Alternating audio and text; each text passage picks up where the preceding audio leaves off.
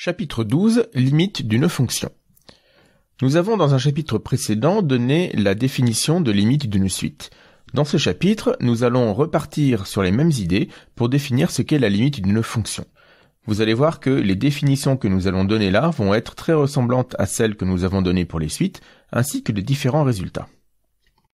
C'est pourquoi je commence par rappeler la définition de suite convergente. Donc si UN est une limite réelle et petit l est un réel, je rappelle donc que UN tend vers L si et seulement si nous avons cette phrase quantifiée.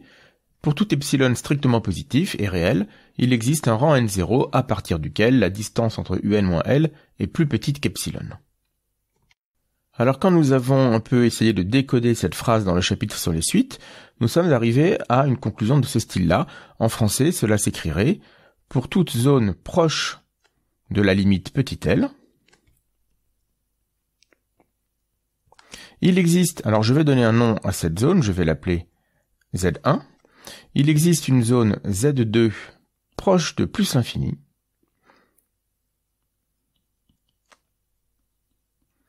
Donc plus l'infini en tant qu'entier ici, puisque c'est n qui va tendre vers l'infini, tel que l'entier n, alors nous allons mettre le pour tout n dans grand N, si petit n appartient à cette zone Z2 proche de l'infini, alors le terme UN, lui, il appartient à la zone Z1 proche de L.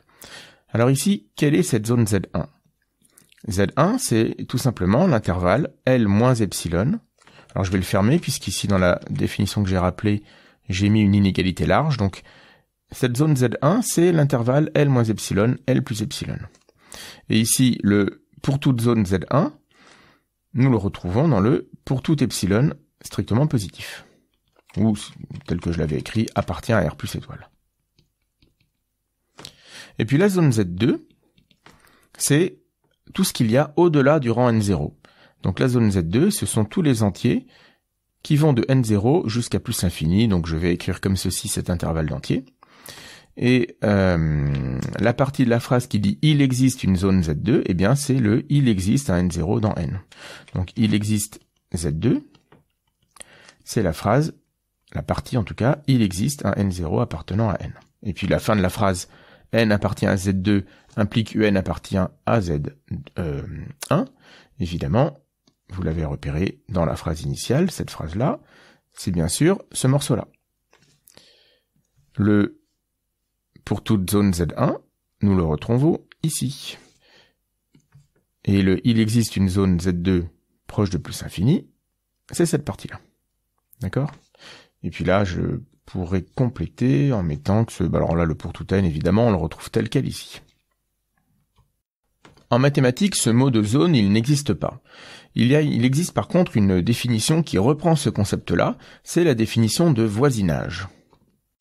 Cette définition, la voici. Elle va se décomposer en trois parties. Nous allons donner la définition de voisinage d'un réel, puis définition de voisinage de moins l'infini, et la définition de voisinage de plus l'infini.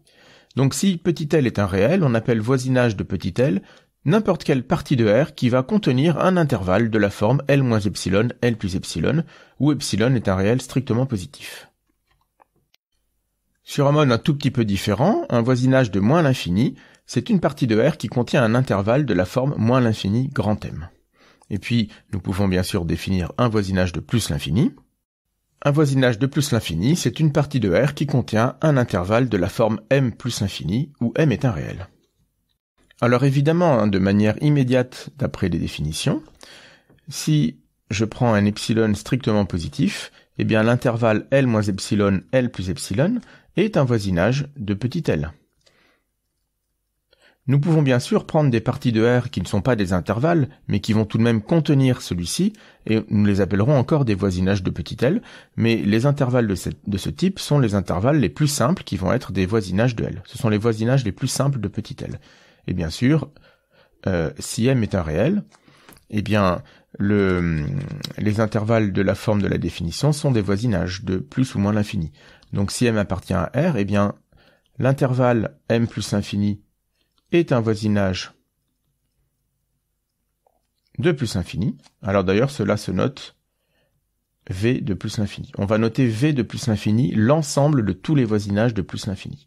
Donc quand je dis qu'un intervalle appartient à V plus l'infini, cela signifie que c'est un voisinage. D'ailleurs, nous faisons la même chose pour les voisinages de L. Un voisinage de L, c'est un élément de l'ensemble V de L, qui est l'ensemble des voisinages de petit l. Et bien sûr, avec le même M, moins l'infini grand M est un voisinage de moins l'infini. Faisons une première remarque, et vous allez voir que cette notion, nous l'avons déjà manipulée sans le dire. Si je prends une propriété P sur une suite UN, eh bien je peux dire que la propriété P est vraie à partir d'un certain rang. En tout cas, la définition que nous en avons donnée, c'est de dire qu'il existe un rang N0 dans N, à partir duquel la propriété est vraie. C'est-à-dire que, pour tout N appartenant à N, si N est plus grand que N0, eh bien la propriété P sur UN, P de UN, est vraie. Eh bien cela, nous voyons que cela revient à dire que, au voisinage, il existe donc V, un voisinage de plus l'infini, tel que, pour tout n dans grand N, si n appartient à ce voisinage V, alors P de UN est vrai. Donc à partir d'un certain rang, cela peut se dire au voisinage de plus l'infini. Donc la définition que nous pouvons donner, c'est quelle est la définition de sur un voisinage. On dit qu'une propriété est vraie au voisinage d'un point petit l pouvant très bien être dans R bar, il peut valoir aussi bien un réel fini qu'une valeur infinie, d'après la définition en 3 points de voisinage. Donc on dit que cette propriété est vraie au voisinage de petit l, s'il existe un voisinage grand V qui est un voisinage de L, sur lequel cette propriété est vraie. Alors en particulier, à partir d'un certain rang, c'est une histoire de voisinage. Si je prends comme premier exemple la suite UN égale à, alors je prends un peu au hasard, les premiers termes 2, 3, moins 1, 4, 5, et puis ensuite 6, 7, 8, 9, etc. Donc ici nous avons U0, 1, 2, et ici U3. Eh bien nous pouvons dire qu'à partir du rang 3 la suite est croissante, cela peut se dire que, au voisinage de plus l'infini, la suite UN est croissante. Alors pour les suites, on ne dira pas au voisinage de plus l'infini. Le terme de voisinage va plutôt être réservé pour des réels. Ici, ce qui est au voisinage de plus l'infini, c'est le rang petit n. Alors quand il s'agit de rang, dans une suite, le seul voisinage que nous considérons, c'est plus l'infini, puisque dans une suite, l'indice n n'a vocation que à tendre vers l'infini. Donc pour les suites, nous disons à partir d'un certain rang. Par contre, si je prends cette fonction usuelle, par exemple je prends f de R dans R qui à x associe x carré, eh bien je peux dire qu'elle est croissante au voisinage de plus l'infini. Bien sûr, la fonction f n'est pas croissante sur R, mais elle est au voisinage de plus l'infini, car en effet, si je pose grand V égale l'intervalle 0 plus l'infini, eh bien V est bien un voisinage de plus l'infini, puisqu'il est de la forme 1 réel, virgule plus l'infini. Et f restreinte à l'intervalle V est croissante. Donc c'est cela la définition de au voisinage. Autre exemple, si je prends la fonction cosinus, eh bien cosinus est strictement positive au voisinage de 0. Pourquoi? Parce que cette fois-ci, si je pose V, l'intervalle moins pi sur 4, pi sur 4, eh bien la fonction cosinus restreinte à V est strictement positive. Donc l'intervalle moins pi sur 4, pi sur 4 est un voisinage de 0, puisqu'il est de la forme 0 moins epsilon, 0 plus epsilon. Et dessus, la fonction cosinus est strictement positive.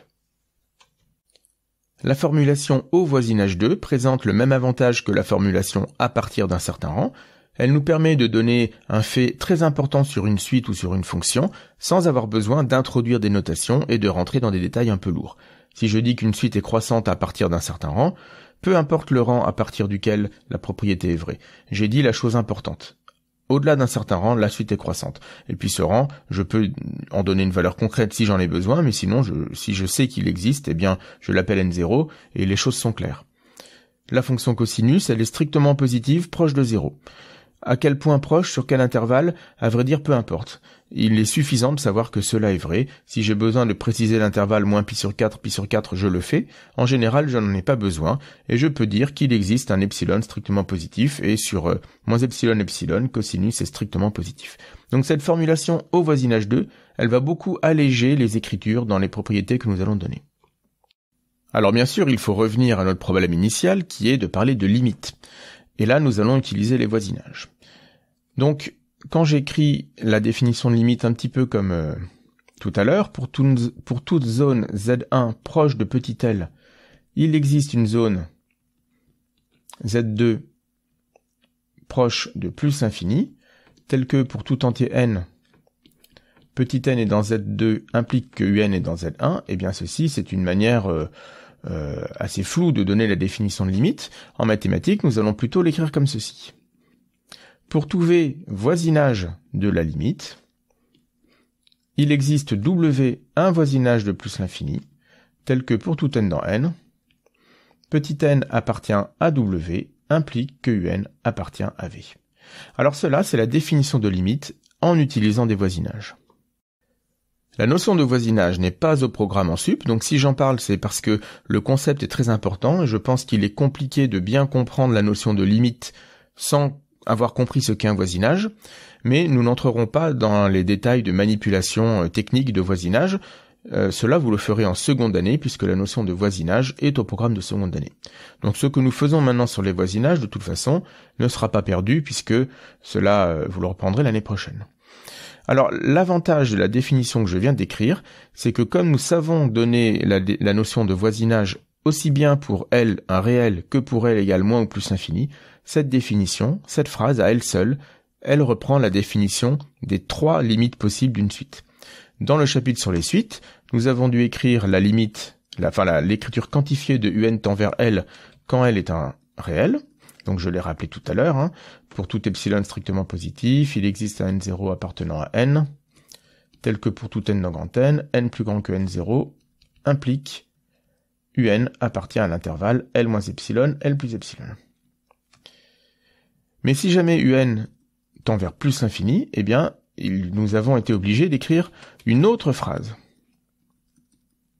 Cette phrase, c'était la suivante. Pour tout grand M appartenant à R, il existe un n0 appartenant à grand N, tel que pour tout n dans grand n plus grand que n0, implique un plus grand que grand M. Eh bien, cette écriture, elle est exactement de la forme de la phrase étoile qui est juste au-dessus. Ici, pour tout m dans grand R, c'est ce qui correspond à pour tout voisinage. Ici, à la fin de la phrase un plus grand que m, je peux l'écrire un appartient à m plus l'infini. Et cet intervalle est bien un voisinage de plus l'infini. Et puis, j'ai toujours, bien sûr, au centre, il existe n0 dans grand N avec n plus grand que n0, qui est une histoire de voisinage de plus l'infini quand n est un entier. Donc cette phrase-là, elle est exactement de la forme de la phrase rouge. Si je remplaçais dans la phrase rouge petit l vers plus infini, j'obtiendrais le même type de phrase que cela. Et bien sûr, nous avons là aussi la même chose lorsque un tend vers moins l'infini. Même type de phrase, un tend vers moins l'infini. C'est pour tout m dans grand R, il existe un n0 dans n, tel que pour tout n dans grand n plus grand que n0 implique un appartient à un intervalle moins l'infini m, et cet intervalle moins l'infini m, c'est bien un voisinage de moins l'infini, et nous retrouvons la structure de la phrase rouge. Donc cette phrase étoile rouge, à elle seule, elle reprend les 3 définitions qui viennent après, donc cela est très pratique. Une dernière remarque avant d'attaquer pour de bon les limites de fonctions. Dans la phrase étoile rouge, vous voyez que l'énoncé porte sur des voisinages, qui peuvent être quelconques, pour tout voisinage de L. Et il n'y a aucune contrainte sur la forme de ce voisinage. Pourtant, dans la ligne juste en dessous, quand j'ai rappelé la définition de un tend vers L, je n'ai pas pris n'importe quel type de voisinage pour un voisinage de petit l. J'ai pris un voisinage de la forme L moins epsilon, L plus epsilon. De même d'ailleurs pour les 2 définitions de limites qui viennent après. Alors cela c'est pour cette raison qui est écrite en bas, que je ne vais pas démontrer. Cela n'a pas d'intérêt vraiment cette année. Si nous arrivons à montrer un résultat qui porte sur des voisinages qui sont tous d'une forme simplifiée, la forme la plus simple que nous avons donnée en exemple, c'est-à-dire des voisinages de la forme L moins epsilon, L plus epsilon, s'il s'agit du voisinage de petit l, ou de la forme m plus infini ou moins l'infini m pour des voisinages de plus ou moins l'infini, eh bien, si nous arrivons à montrer un résultat sur les voisinages de cette forme, automatiquement ce résultat va être vrai sur n'importe quel type de voisinage. C'est pourquoi dans les 3 définitions de suite, Si nous donnons la définition avec des voisinages de ce type particulier, eh bien, cela revient à dire que nous pouvons donner la définition avec des voisinages de n'importe quel type. Passons maintenant aux limites de fonctions. Quand nous avons une suite, lorsque un tend vers petit l, eh bien, c'est toujours quand n tend vers plus l'infini. Là, il n'y a pas le choix.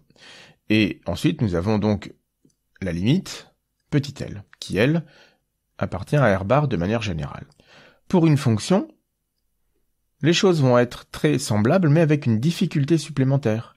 Lorsque nous prenons la limite d'une fonction, là aussi, nous allons parler bien sûr de la limite et de sa valeur, qui peuvent être, la valeur de L peut être dans R bar, une fonction peut tendre vers une valeur finie, mais elle peut aussi tendre vers plus ou moins l'infini.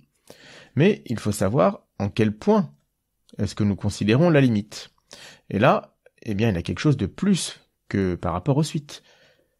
Une suite, elle tend toujours vers L quand n tend vers plus l'infini. Par contre ici, une fonction tend vers L quand x tend vers a. Et petit a peut prendre plusieurs valeurs. En particulier, petit a peut valoir plus l'infini. En effet, nous pouvons tout à fait parler de la limite, par exemple, de x2 quand x tend vers 1, donc qui est égal à 1, bien sûr. Mais nous pouvons aussi parler de la limite de 1 sur x en plus l'infini, qui vaut 0, ou nous pouvons parler de la limite de exponentielle x carré quand x tend vers moins l'infini, qui vaut plus l'infini. Donc nous voyons qu'il y a 3 cas possibles à considérer pour les limites, exactement comme pour les suites, soit une limite finie, soit une limite moins l'infini, soit une limite égale à plus l'infini, mais il y a aussi 3 cas à considérer pour la valeur du point en lequel nous prenons la limite. Et là aussi, le point en lequel nous regardons la limite peut valoir moins l'infini, une valeur finie ou plus l'infini. Donc nous allons voir que cela va nous amener à donner des phrases quantifiées dans 9 cas possibles, puisqu'il y a 3 cas possibles à distinguer pour petit a, là où nous allons regarder la limite, et 3 cas à distinguer pour la valeur de la limite petit l. Mais avant d'écrire ces phrases quantifiées, il reste une dernière question à se poser. Petit a, peut-on le prendre n'importe comment? Ah, bien sûr que non, puisque si je prends l'exemple que je regarde ici sur la page de droite, j'ai tracé le graphe d'une fonction f qui est définie sur l'intervalle 1, 4 ouvert en 1, et qui prend ses valeurs dans R, et vu son graphe, nous pouvons dire que l'ensemble des images de la fonction f, c'est l'intervalle 2, 3, ouvert en 2. Est-ce que cela a un sens de regarder la limite de f en 0? Ben non, cela n'a aucun sens. Parce que 0 n'appartient pas du tout à l'ensemble de définition, il en est même très éloigné. Cela dit, est-ce que cela a un sens de regarder la limite de f en 1? Eh bien oui, cela a un sens. Et pourtant, 1 n'appartient pas non plus à l'ensemble de définition de f. Mais il appartient au bord de l'ensemble de définition. C'est l'une des bornes de l'ensemble de définition. Et évidemment, si petit a appartient carrément à l'ensemble de définition, eh bien, s'intéresser à la limite de petit f en petit a un sens. Donc, ici, limite de petit f en a un sens. Alors quand je dis qu'elle a un sens, ça ne veut pas dire que la limite existe, cela signifie qu'on peut se poser raisonnablement la question de savoir si cette limite existe.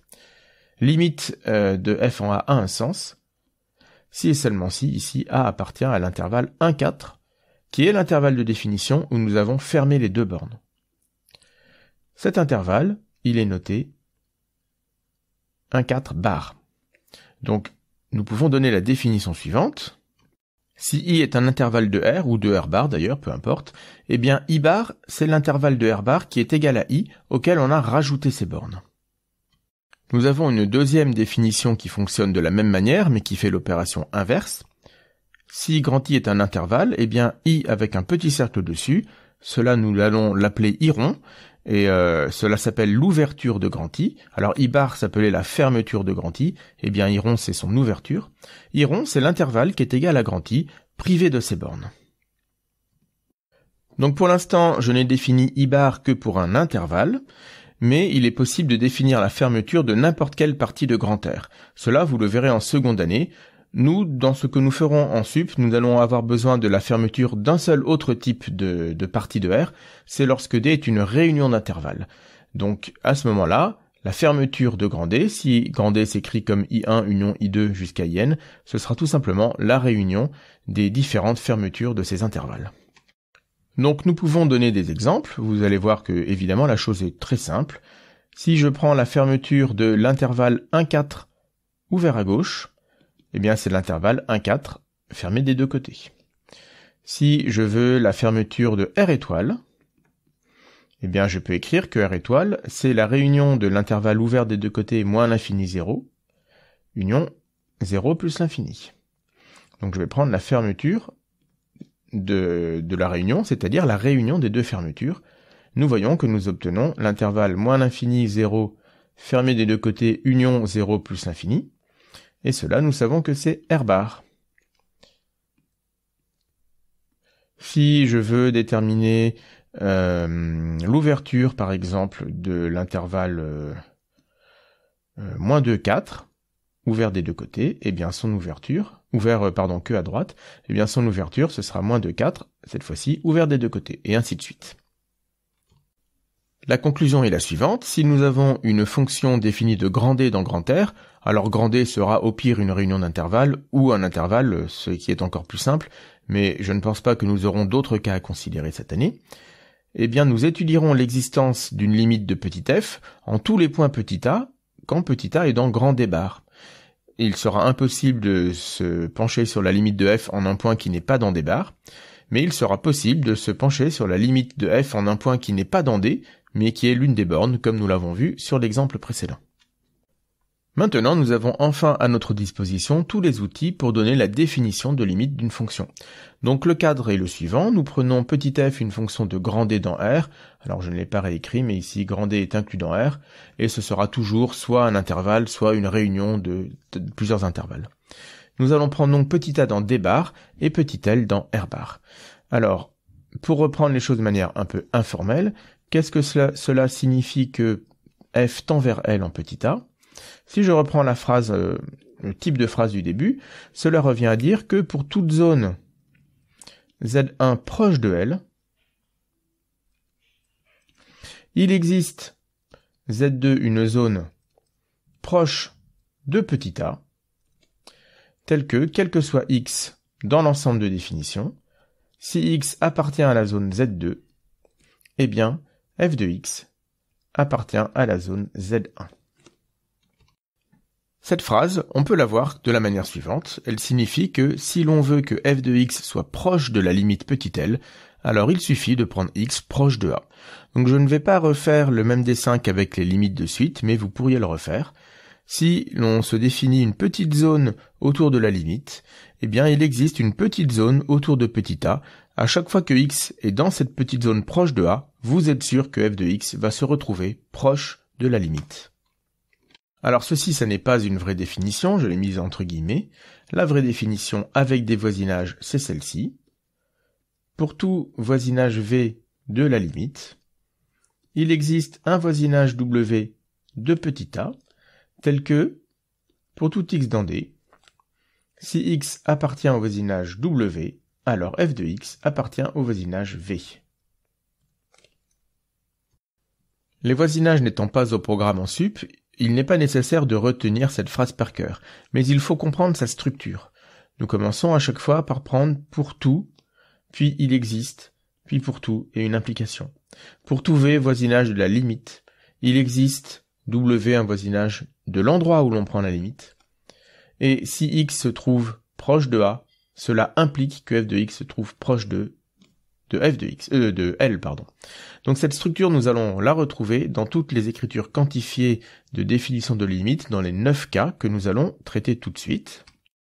Ces 9 cas, les voici. Nous avons tout d'abord les 3 premiers cas lorsque la limite est réelle, mais que le point où nous regardons la limite, c'est-à-dire petit a, vaut successivement une valeur réelle, ou plus l'infini ou moins l'infini.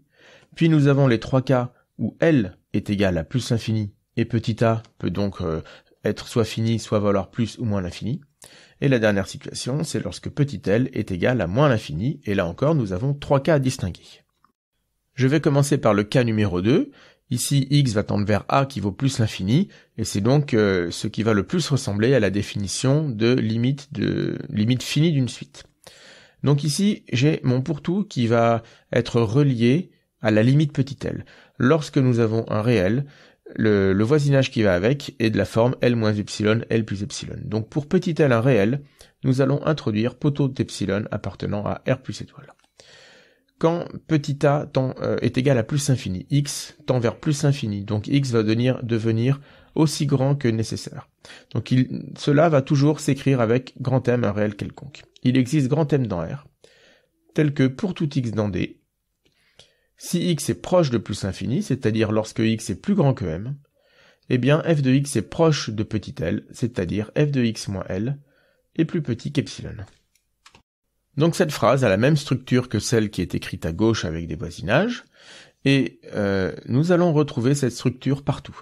Alors à chaque fois que nous allons avoir une limite réelle, ça va commencer par pour tout epsilon dans R plus étoile, et ça va finir par implique f de x moins l plus petit qu'epsilon. Systématiquement, donc dans les cas 1, 2, 3, nous allons retrouver ça tout le temps. À chaque fois que a sera égal à plus l'infini, eh bien nous allons retrouver il existe un m dans R, et nous allons retrouver un x plus grand que m. Puisque a doit tendre vers plus infini, eh bien a doit devenir plus grand qu'un certain m. Et puis ce que de toute façon nous retrouvons absolument partout, c'est le pour tout x dans D. Alors il est indispensable, je n'en ai pas parlé avant, il est indispensable puisque si nous voulons parler de f de x à la fin de la phrase, il faut évidemment que x soit dans D. Pour les cas numéro 1 et 3, comme L est dans grand R, nous allons commencer systématiquement les deux phrases par pour tout epsilon appartenant à R plus étoile. Ça va commencer de la même manière que la phrase 2. Et cela va aussi se conclure de la même manière. Nous allons toujours avoir aussi implique que f de x moins L est plus petit qu'epsilon. Donc nous allons avoir le même début et la même fin tout le temps quand L est un réel. Par contre, après, les choses vont changer puisque dans les cas 1 et 2, petit a n'est plus égal à plus l'infini. Donc dans le cas numéro 1, petit a étant un réel, nous allons écrire que quand x est proche de a, cela va s'écrire avec valeur absolue de x moins a plus petit qu'une certaine quantité. Nous allons ici l'appeler alpha. Donc ici, nous allons avoir il existe un alpha appartenant à R plus étoile. Entre les deux, nous avons toujours pour tout x dans D. Cela, ça ne va jamais changer. Donc nous retrouvons la même forme, pour tout x dans D au milieu, le cadre rose au début et le cadre rose à la fin, et puis ici un cadre que je vais mettre en jaune. Alors je suis pas sûr que le jaune se voit très bien, mais pour tous les cas où A sera dans R, nous aurons ce cadre jaune. Et donc pour le cas numéro 3, comme A vaut moins l'infini, x doit tendre vers moins l'infini, donc nous retrouvons notre il existe m dans R, mais cette fois-ci, c'est quand x est plus petit que m que nous avons f de x moins l plus petit qu'epsilon. Donc là, je vais l'encadrer en gris. Et ces deux cadres gris, nous les retrouverons à chaque fois que a vaut moins l'infini. Le lien avec les voisinages n'apparaît peut-être pas au premier coup d'œil sur ces écritures, mais lorsque nous écrivons f de x moins l plus petit que epsilon, eh bien cela s'écrit que f de x appartient à l'intervalle L moins epsilon, L plus epsilon. Et lui, c'est bien le voisinage que nous considérons dans cette écriture. Lorsque nous écrivons que x moins a est plus petit qu'alpha, alors j'ai mis une inégalité stricte à gauche, eh bien cela se revient à dire que x appartient au voisinage a moins alpha, inégalité stricte, donc je l'ai écrit comme ceci, a moins alpha, a plus alpha. Quand nous disons que x est plus grand que m, eh bien cela revient à dire que x appartient au voisinage m plus l'infini, qui est bien un voisinage de plus l'infini. Et pour les cadres gris, lorsque x est plus petit que m, eh bien cela revient à dire que x appartient à moins l'infini m, qui est un voisinage de moins l'infini. Donc les écritures avec des appartenances à des voisinages, nous les écrivons plutôt avec des inégalités, c'est plus habituel, mais nous pouvons les réexprimer avec des appartenances à des intervalles, et c'est là que nous voyons vraiment le parallèle avec l'écriture avec des voisinages. Alors maintenant, nous allons compléter les phrases 4, 5, 6, 7, 8, 9. Donc pour cela, il suffit de se souvenir de la structure de la définition avec des voisinages, où nous avons nos 6 blocs, qui sont en fait 5, je ne sais plus compter. Nous allons retrouver nos 5 blocs dans toutes ces écritures différentes, mais à chaque fois, les blocs vont devoir s'adapter au cas précis. Est-ce que L est fini ou pas? Est-ce que A est fini ou pas? Donc, lorsque L vaut plus l'infini, j'ai déjà commencé à compléter, f de x va tendre vers plus l'infini. Donc, f de x doit devenir plus grand que A pour tout A. Donc, les phrases vont toujours commencer par pour tout A dans R et finir par implique f de x plus grand que A. Dans le cas où A appartient à R, nous n'avons qu'à reprendre ce que nous avons fait dans la première phrase, et remplir le bloc ici. Et nous avons notre définition. Dans le cas où A vaut plus l'infini, c'est ce bloc-là que nous allons mettre au milieu. Et la phrase est complète. Pareil, dans le cas où A vaut moins l'infini, nous mettons ce bloc ici, et nous avons 3 définitions supplémentaires, 3 cas supplémentaires. Évidemment, pour les 3 derniers cas, même principe. Si vous voulez, vous pouvez mettre la vidéo sur pause et compléter vous-même avant de voir la solution. Mais nous allons obtenir cette chose-là. Quand L vaut moins l'infini, nous allons commencer par pour tout A dans R. Et comme f doit tendre vers moins l'infini, eh bien nous voulons avoir à la fin f de x plus petit que grand A. Et ce début et cette conclusion, nous allons les retrouver dans les 3 derniers cas. Donc je ne vais pas vous faire le copier-coller dans la vidéo, je vais compléter à part et nous regardons le résultat dans une seconde. Donc voilà ce que l'on obtient. J'ai recopié le début et la fin pour tout A dans R implique f de x plus petit que A sur les 3 dernières phrases, et puis j'ai repris à nouveau mes cadres jaune, orange et gris, suivant que A est un réel, suivant que A vaut plus l'infini ou moins l'infini. Donc ces 9 phrases, vous devez les connaître par cœur, ou en tout cas, vous devez être capable de les retrouver très vite. Nous allons évidemment les utiliser sans arrêt dans les différentes démonstrations de ce chapitre. Ça va devenir donc pour vous très habituel de les utiliser, de les retrouver, mais il est indispensable de les retrouver très rapidement. Je vais finir par quelques remarques, et nous allons voir que les 9 phrases précédentes peuvent s'écrire avec de légères différences. Il y a quelques variantes. Par exemple, quand j'écris cette phrase-là, pour tout epsilon appartenant à R plus étoile, il existe un alpha appartenant à R plus étoile, tel que pour tout x dans D, x moins A plus petit que alpha implique f de x moins L plus petit qu'epsilon, eh bien, je peux remplacer les inégalités larges par des strictes, soit l'une, soit les deux, peu importe. Donc cela est équivalent à cette phrase-là. Pour tout epsilon dans R plus étoile, il existe alpha dans R plus étoile, tel que pour tout x dans D, x moins A inférieur ou égal à alpha, par exemple, implique f de x moins L, inférieur, large ou strict, peu importe, alors mettons par exemple large, inférieur ou égal à epsilon. Alors ce qui ne peut pas changer en termes de strict, c'est le fait qu'epsilon et alpha sont strictement positifs. Cela, il ne faut absolument pas le changer. Si vous les prenez nuls, vous n'obtenez les phrases suivantes n'auront plus le même sens et cela ne correspondra plus à la définition de limite. Je vous laisse réfléchir au pourquoi de ce fait. Nous pouvons aussi, comme nous l'avons vu précédemment, ne pas utiliser d'inégalité mais utiliser des appartenances à des intervalles. Donc pour tout epsilon dans R plus étoile, il existe un alpha dans R plus étoile, tel que pour tout x dans D, x appartient à l'intervalle A moins alpha, A plus alpha, implique que f de x appartient à l'intervalle L moins epsilon, L plus epsilon, j'ai tout juste la place. J'espère que vous arriverez à lire. On peut aussi utiliser des encadrements. Pour tout epsilon appartenant à R plus étoile, il existe un alpha dans R plus étoile, tel que pour tout x dans D, x est entre 1 A moins alpha et A plus alpha,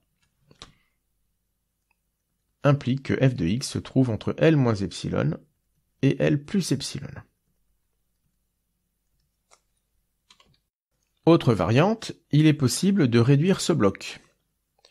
Alors si vous revenez à l'écriture de la définition de limite pour des suites, cette simplification ne peut pas vraiment se faire sans un petit abus de notation que j'ai toujours évité dans les vidéos sur le chapitre sur les suites, mais ici nous pouvons le faire, nous pouvons réduire ce bloc bleu en écrivant la phrase suivante. Donc pour tout epsilon, il existe un alpha, tel que pour tout x qui se trouve dans D et dans l'intervalle a moins alpha, a plus alpha, nous avons f de x, alors je vais l'écrire avec une valeur absolue, nous avons valeur absolue de f de x moins L plus petit qu'epsilon.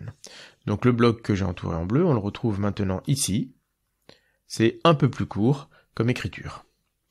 Mais évidemment, vous utilisez l'une ou l'autre des versions, peu importe, les deux vont dire la même chose. Les mêmes remarques s'appliquent pour toutes les limites quand a vaut plus ou moins l'infini ou L aussi. Toutefois, quand nous avons des limites infinies, nous avons une autre simplification qui n'apparaît pas dans le cas précédent. Par exemple, si j'écris cette phrase-là, donc la limite qui traduit que f tend vers plus l'infini en moins l'infini.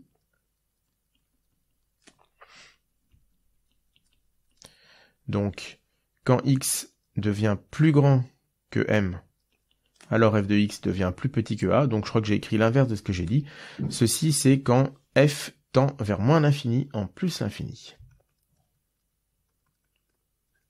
Alors peu importe. Nous pouvons l'écrire comme ceci. Nous pouvons fixer a dans R- étoile, si nous voulons, étoile ou pas étoile, peu importe.